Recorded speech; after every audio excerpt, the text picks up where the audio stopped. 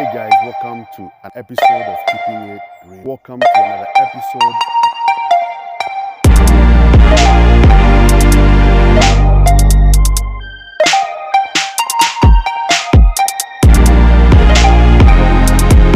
Hey guys, welcome to another episode of Keeping It Real with Eddie. Now, on today's video, I want to briefly and accurately put into context the seemingly never-ending conflict between the Israelites and the Palestinians in the Middle East.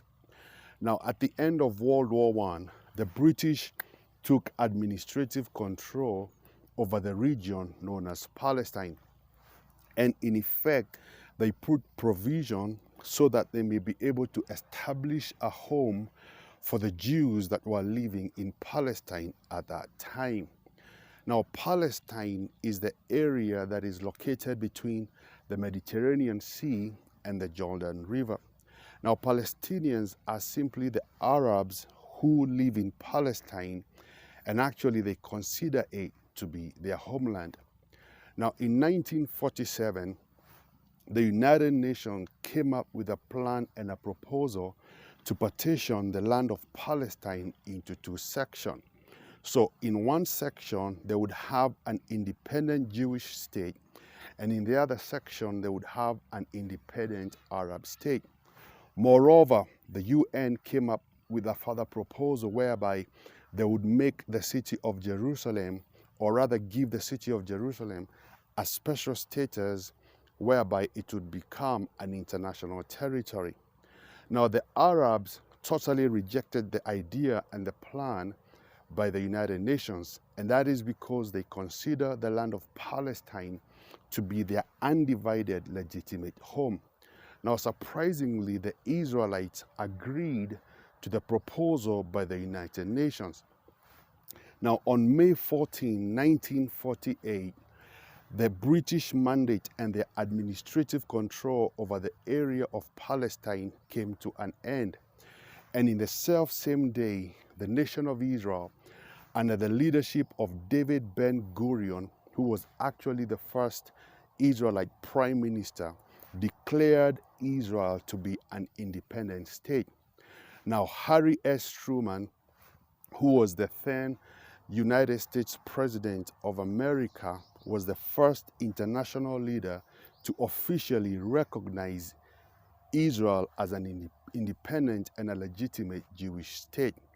Now, the following day, on May 15, 1948, 5 Arab nations, and that is Lebanon, Syria, Egypt, Iraq, and Jordan, attacked Israel.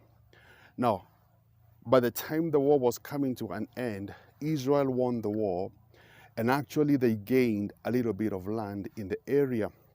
However, the Lebanese took control of the West Bank, and the Egyptian had control of the Gaza Strip. Now, in 1967, during the Six-Day War, Israel fought successfully against Egypt, Syria, and Jordan, and actually they were able to seize much more land, whereby they took control of the West Bank, the Gaza Strip, the Sinai Peninsula, as well as the Golan Heights. Now, in 1988, there was what is known as an intifada, or rather the Arab uprising. And as well in September 2000, there was another intifada. Now, the term intifada in Arab simply means a resistance movement, or rather a rebellion. Now, since that time up to now, the Arabs have been fighting so that they may be allocated a place of their own that can be internationally recognized by other countries. Now, the turmoil in the Middle East is not just political. It is also ideological and religious in nature. You see, in the Temple Mount, it is where is located what is known as the Western Wall or the Wailing Wall. And this is actually the most holy place for all Jews all over the world. And also on the same Temple Mount, we have what is known as the Dome of the Rock. And there's actually a mosque built on the Temple Mount. And Muslims believe that that is the exact place whereby Muhammad ascended into heaven.